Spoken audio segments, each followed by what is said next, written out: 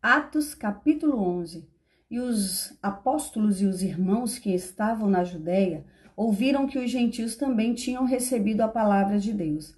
E quando Pedro subiu para Jerusalém, os que eram da circuncisão debatiam com ele, dizendo: Tu estavas com homens incircuncisos e comeste com eles.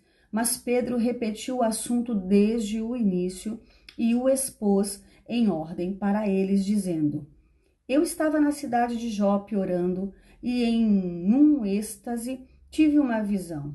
Um certo vaso descia do céu como se fosse um grande lençol, atado pelas 4 pontas, e vinha até mim, sobre o qual, tendo olhado atentamente, considerei e vi animais da terra, quadrúpedes, animais selvagens, seres rastejantes e aves do céu. E eu ouvi uma voz que me dizia: Levanta-te, Pedro, mata e come. Mas eu disse: De forma alguma, Senhor, porque nada comum ou imundo jamais entrou em minha boca. Mas a voz respondeu-me novamente do céu: Ao que Deus purificou, não chames tu comum. E isto sucedeu por 3 vezes, e tudo tornou a recolher-se no céu. E eis que imediatamente 3 homens pararam diante da casa na qual eu estava, enviados de Cesareia a mim. E o Espírito me ordenou ir com eles, não duvidando. Além disso, estes 6 irmãos me acompanharam e nós entramos na casa daquele homem.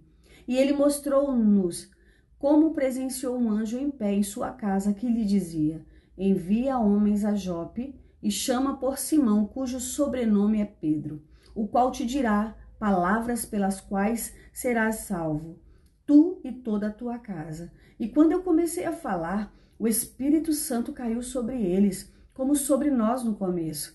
Então me lembrei da palavra do Senhor, quando ele disse: João certamente batizou com água, mas vós sereis batizados com o Espírito Santo. Portanto, se Deus lhes deu o mesmo dom que deu a nós, quando cremos no Senhor Jesus Cristo, quem era então eu, para que pudesse resistir a Deus?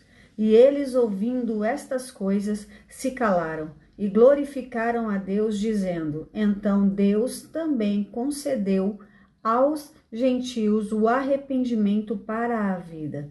Ora, os que foram dispersos pela perseguição que surgiu acerca de Estevão, viajaram até a Fenícia, Chipre e Antioquia, não pregando a ninguém a palavra, senão só a judeus. E alguns entre eles eram homens de Chipre e de Cirene, os quais, chegando a Antioquia, falaram aos gregos, pregando o Senhor Jesus.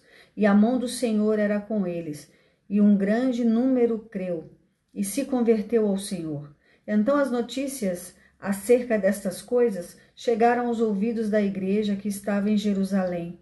E eles enviaram Barnabé, que ele deveria ir a Antioquia, o qual, tendo chegado e visto a graça de Deus, alegrou-se e exortou a todos que, com propósito de coração, eles permanecessem no Senhor. Porque ele era um bom homem e cheio do Espírito Santo e de fé, e uma grande multidão foi acrescentada ao Senhor. E Barnabé partiu para Tarso para buscar Saulo, e, tendo-o encontrado, levou-o a Antioquia. E aconteceu que por um ano inteiro eles se reuniram com a igreja e ensinaram muitas pessoas, e os discípulos foram chamados cristãos pela primeira vez em Antioquia. E naqueles dias vieram profetas de Jerusalém para Antioquia, e levantando-se um deles por nome Ágabo, tornou conhecido pelo Espírito que haveria uma grande fome em todo o mundo. E isso aconteceu nos dias de Cláudio César. Então os discípulos, cada homem conforme a sua capacidade, determinaram enviar ajuda para os irmãos que habitavam na Judéia. O que eles também fizeram, enviando-a aos anciãos pelas mãos de Barnabé e Saulo. Bíblia Sagrada King James 1611.